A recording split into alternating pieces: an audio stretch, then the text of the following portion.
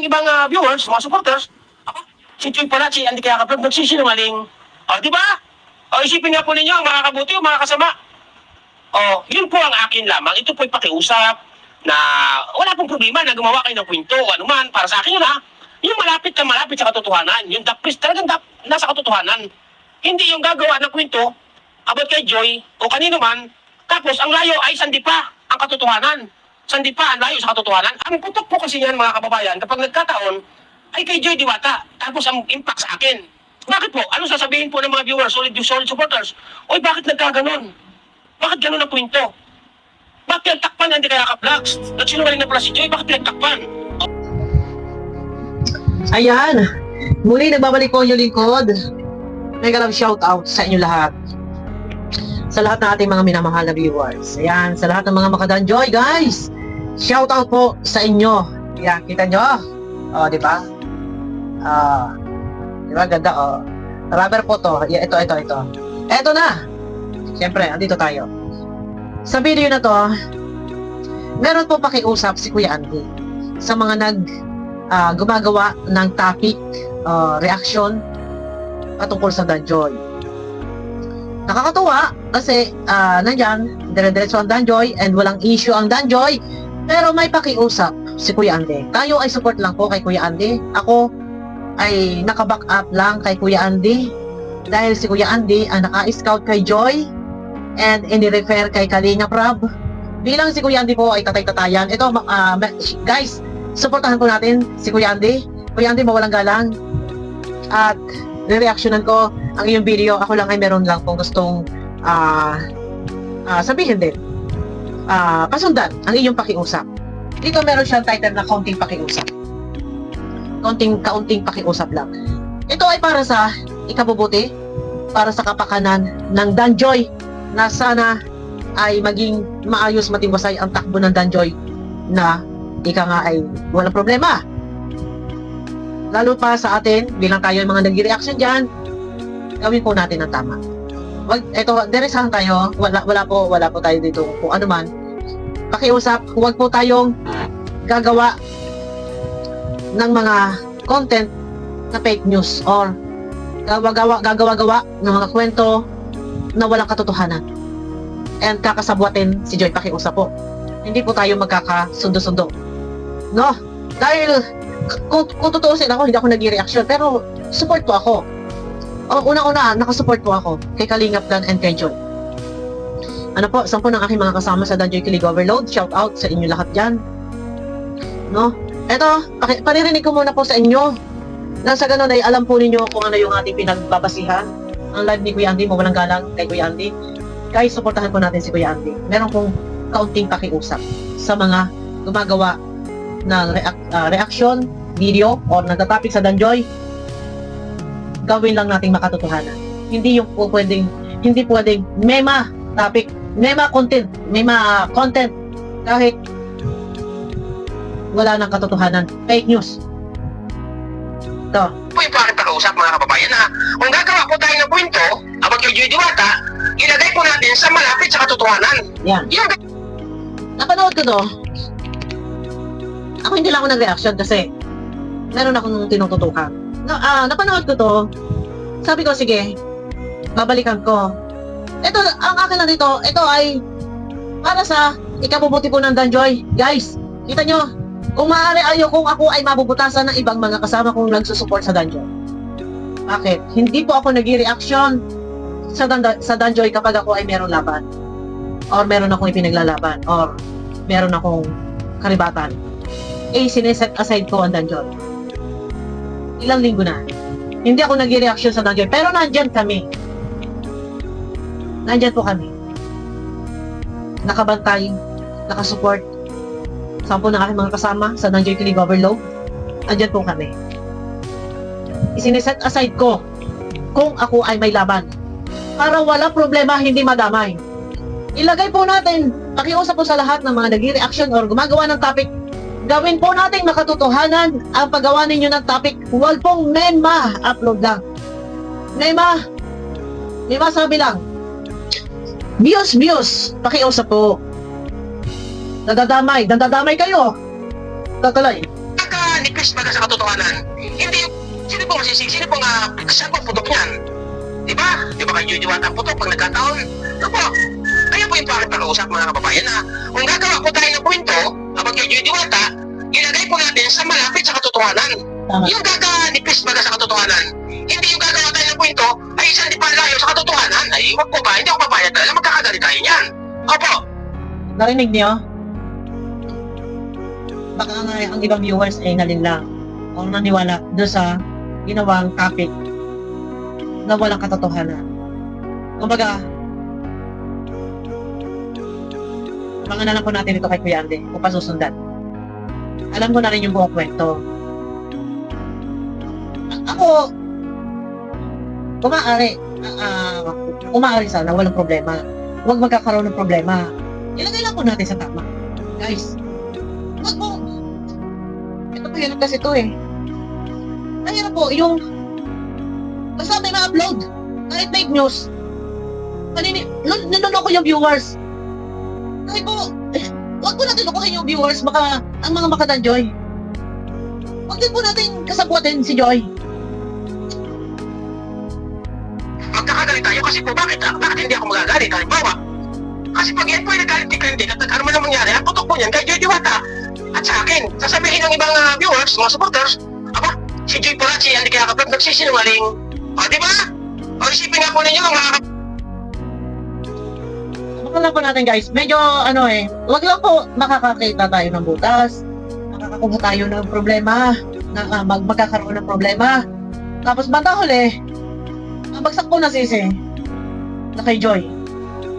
Kung maaari din po sana, huwag po sana para vlog-vlog, para interview. Ito ay para sa akin. Para sa akin. Sino lang po, huwag para interview sa nanay.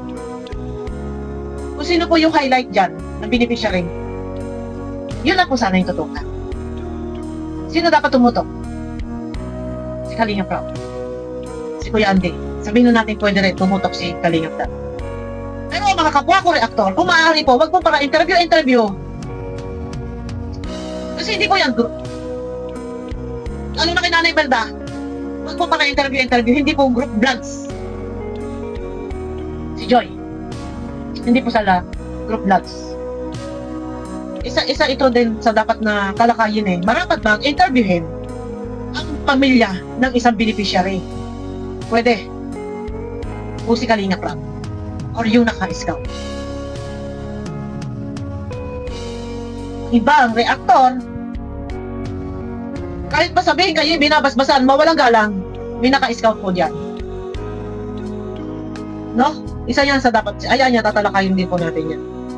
Yung paggawa-gawa po natin ng mga content, gawin po natin makatotohanan. Huwag po scripted at huwag po tayong gagamit. Huwag natin kukutsabahin. Si Joy, huwag natin kukutsabahin. Kung sino pa man dyan, sila Nanay Melda. Para lang kayo ay makabiyos. Ako po ay dito lang ako, sa aking pinaglalaban. Kasi walang katotohanan ang inyong mga sinasabi. Ako'y nagmamalasakit lang. Gusto ko ma-maintain yung kapayapaan. Meron ng basya, pero kami nang bahala doon. Hayaan, ignore lang ni Joy. Buti yung mga kasama. Oh, yun po ang akin lamang. Ito po'y pakiusap na wala pong problema na gumawa kayo ng kwento. Ano man, para sa akin yun ha. Yung malapit sa katotohanan. Yung talagang nasa katotohanan. Hindi yung gagawa ng kwento about kay Joy o kanino man. Tapos ang layo ay sandi pa ang katotohanan. Sandi pa ang layo sa katotohanan. Ay, napakahirap po yan. Nauna po ba niyo ako mga kababayan? No? Nauna po ba ako? Ang putok po kasi yan mga kababayan kapag nagkataon ay kay Joy Diwata. Ayun na guys eh. Ito ang hindi po natin paglalautin. Kung ano yung pakiusap ni Kuya Andy, ito din yung aking pakiusap. Pakiusap lang po. Kung may matapik lang kayo sa live, may ma-upload, content, views, huwag po kayong gagawa ng kasinungalingan. Niloko nyo ang viewers. Niloko ninyo. Pero kayo gumagawa ng kasinungalingan. Napaniwala niyo yung viewers? Huwag po tayo ganun. Huwag tayo. Magpakatotoo po tayo. Magpakatotoo po tayo. Wag din po, sana para interview. Ilan na ni Melda kay Joy? Meron man mag-interview. Si Kalinga Prab. Siyempre, yung naka-scout. Isama na natin si Kalinga Prab. Pero tayo po mga reaktor. Reaction lang po tayo. Yun lang po, hindi po group vlogs. Hindi group vlogs. Si Joy. Tingnan ko yung viewers eh. Hindi totoo eh. Pinasa niyo yung Danjoy. Ay, yung Danjoy viewers. Ito lang ang akin po. Ako na sa tama lang po ako. Pag alam ko ito ay kapapahamak, huwag din po sanang utosan si Joy na mag-post. Pag alam ko ito ay makakapahamak or makakasama para kay Joy at matadamay dito si Nanay Melda sa kakautos ninyo, hindi po tayo magkakasundo-sundo. Ako nga po, hindi nga ako nag-reaction, pero kahit hindi po ako nag-reaction, ako po ay nakamonitor. Ako po ay naandyan lang. Mahal ko po yan, si Joy. Wag po kayong gagawa ng sinungalingan. Huwag din po natin lukuhin yung viewers. Huwag po ganun. Kasi pag yan po ay nagkabukingan, lumabas ang mga katotohanan, sino na naman po ang magdedepensa kapag kay Joy natambak lahat ang problema, natambak lahat ang sisi? Sino na naman po ang dedepensa? Ako? Si Bobby? Si Kuya Andy? Kami na naman. Kapag natambak na naman kay Joy ang sisi, nakasinungalingan Joy. Sinungaling, kasinungalingan. Walang alam si Joy, huwag ninyong idamay. Magagalit po ako. Pasensya na po. Ako nga eh. Ni nag-utos, ni kausapin si Joy, limitado eh. Minsan, nakakausap ko si Kuya Andy, nagchat ako kay Joy, may mga tanong.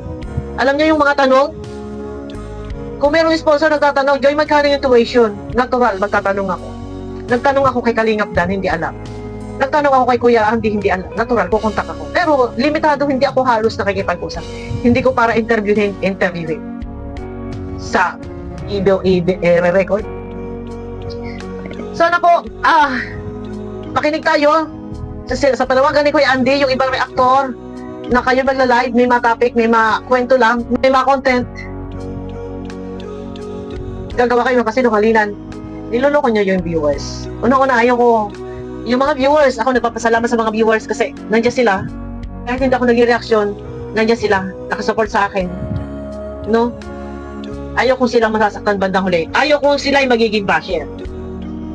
Sana ilagay lang po natin sa tama. Mas ginalingan pa po ninyo ang paggawa ng mga kwento kaysa sa direktor. Sa katotohanan lang po tayo. Alam yan ni Mama Helen, alam ni Mama Ray, pag ako isang araw o sa susunod na mga araw, ako hindi nagsasalita, hindi ano pa man. Mas pipiliin kong manahimik. Kisa tayo ay mag-aaway-away. Nang dahil lang yan. Huwag ninyong para interview asa nasama sa live. Purong kasinungalingan ko. Yun lang. Nasasaktan ako pagka dumating doon sa puntong yun lang, sana pakinggan lang po yung pakiusap ni Kuya Andy, no? Hindi pa, layo sa katotohanan, ay napakahirap po yan. Nawala po ba niyo ako mga kababayan? No? Nawala po ba ako? Ang putok po kasi yan mga kababayan, kapag nagkakaroon, ay kay Joy Diwata, tapos ang impact sa akin. Bakit po? Ano sasabihin po ng mga viewers, solid supporters? Uy, bakit nagkaganon? Bakit gano'n ang kwento? Bakit pinagtakpan hindi kaya ka-vlogs? Nagsinungaling na pala si Joy, bakit pinagtakpan? Tapos kay Joy, sasabihin ng mga iba na, uy, bakit Joy nagsinungaling ka? Di ba po, sa akin po ang putok niyan, mga kababayan. Kaya hindi po ako napayag, pupunahin ko po talaga ang gagawa ng kwento na malayo sa katotohanan. Yan po ang aking pag-kausap. Pupunahin ko po at pupunahin ang gagawa ng kwento about kay Joy na malayo sa katotohanan. Dahil sinabi ko po sa inyo lahat mga kababayan na kung may maling ginawa si Joy, ako mismo ang pupuna sa kanya. Sana lang, yun, pakiusap lang po sa ibang reaktor. Isan, ayusin lang po natin yung pag-a-announce, yung pagla-live. Huwag na po kayong gumawa ng kwento. Niloko nyo po yung viewers eh. Napaniwala nyo? Yung viewers, napaniwala nyo? Huwag ninyo po paniwalain. Yan lang. Kaya minsan, nagkaganito. Yan na, guys. Parang mahirap pa yung ganito. Tayo may mga kasama reactor na ganito. Pasensya na po. Wag po magagalit. Wag pa sasama loob sa akin. Wag pa sasama loob sa akin. Kung sino man po kayo, ako po ay nasa tama. Hindi po pwede dito kukonsintihin pagtatakpan. Nasa tama po ako. Wag po tayong gagawa ng kasinungalingan. Wag po. Wag na wag din po natin lulukuhin yung mga viewers. Kung hindi totoo, wag ninyo sabihin. Yan lang guys, no? Supportahan po natin guys. Si Kuya Ante, medyo nakakapanlumo lang. Sa part ko, parang nakapanghina. Kasi bakit? Hindi ako maligalig. Hindi pa ako maligalig. Alam niyo, kasi parang gusto ko lang umiyak. Hindi ako maligalig. Hindi ako mareklamo. Minsan nga, tahimik ako, hindi ako nagsasalita. Pero bakit nyo nagagawa po? Bakit nyo po nagagawa na magsinungaling? Tuturuan pa ninyo. Tuturuan pa ninyo. Huwag kayo para interview. Huwag ninyo turuan ako sinungalingan. Ako, pasensya na kay Kuya Andy. Kuya Andy, pasensya ka na. Kasi opinion, kung ikaw man ay nakakapagsalita, nakakapaglabas ng ganito, na opinion mo, wala ka man pinapangalanan, wala tayong pinapangalanan. Yun yung address natin sa reactor. Ako, magsasalita din po ako. Kasi hindi ko gusto yung ganito. Na para lang maka-views, nagagawa-gawa ng kwento. Lulukuhin natin yung viewers. Huwag po natin lukuhin yung viewers. No? Magpakatotoo po tayo. Kaya nga, parang naisip ko, mas gusto ko pang wag mag-reaction eh. Kaya lang, naandyan ako. Pag mali. Huwag po magagalit. Huwag kayo magagalit. Kasi, kayo magagalit ako magagalit kayo sa akin. Wala kayong dapat ikagalit po pag ako magsasalita. Ay, wala akong ginagawang masama. Kayo po yung may ginagawang mali. Huwag po kayo magagalit. Mahirap lang magsalita. Ayoko na laang magsalita. Yung lang, pakiusap. Huwag nating lilangin yung viewers. Huwag natin lukuhin yung viewers. Iwasan din po yung mag-interview. Yan lang guys. Kay Kuya Andy, pasensya na ako. Kay Kuya Andy kasi mahirap din sa part ko. Na naiisip ko po, sumisiksik sa isip ko, bakit nagagawa ang mga bagay na to? Na may ma-upload lang, may ma-topic lang sa live. Puro kwento, walang katotohanan. Scripted. Huwag din ninyo pasusunurin. Huwag ninyo didiktahan. Si Joy. Ito ay ina-address ko sa reactor. Huwag nyo didiktahan. Yun lang po. At pinaalaala ko lang din po sa inyo, si Joy po ay hindi group vlogs. Si Kalingap Rab, si Kuya Andy, isama natin dyan si Kalingap na. Sila lang pwedeng magtutok. Ano po? Okay lang naman siguro. Sige, pagbigyan natin. Interviewin ninyo kung gano'n mayroong pasyal-pasyal lakaran. Pero, sa totoo lamang po tayo. Sa totoo lang po tayo. Huwag po tayong sinungaling. Huwag po natin lulukuhin yung viewers. Huwag po tayong gagawa ng mga kwento walang katotohanan at yun po yung ipapanood sa viewers. Para kiligin yung viewers. Pero ang buong katotohanan ay hindi totoo. Ginawang kwento. Dinami pa ninyo. Dinadami pa ninyo. Si Joy sa kasinungalingan. Sasabihin ninyo, umuo ka. Pasensya na. Wala po kayong dapat ikagalit sa akin. Huwag po kayo sasama loob sa akin dahil wala pong ginagawa. Masama. Ito po ay iminumulat ko lang sa inyo. Baka po nakakalimot kayo na mali na po yung ginagawa niyo. Iminumulat ko lang po. Ito una at huli kong pagsasalita. Ito, yun lang po. Pasensya na po. Guys, no. Magpapakatotoo po tayo. Dahil banda huli ang bagsak ko ng sisi nito. Kay Joy. Paano po pag nabas na naman? Sino po ang magdidepensa or nandiyan na magsasalita, magpapaliwanag? Di ba? Yan lang yung akin. Ilang araw na, ako hindi, ang hirap tanggapin sa part ko. Ako concern lang ako kay Joy. Pasensya na rin po. Pasensya na sa lahat. Ako lang, nasasaktan lang ako. Ang gusto ko lang, nagiging totoo. Huwag gamitin, huwag magsinungaling. Huwag natin lukuhin yung viewers. Para lang may content, may upload. Ako po, hanggat magsasalita ako, ayaw ko, hirap ako mag-gim-gim ng aking salobin. Yun lang po guys. Wala sa ko naman. Walang away. Inilabas ko lang po yung aking salobin. Kasi mahirap po na maipon sa akin yung mga ganitong pangyayari. No? Guys, supportahan nyo si Kuya Andy. Ayan guys. Abangan nyo ako sa aking next video.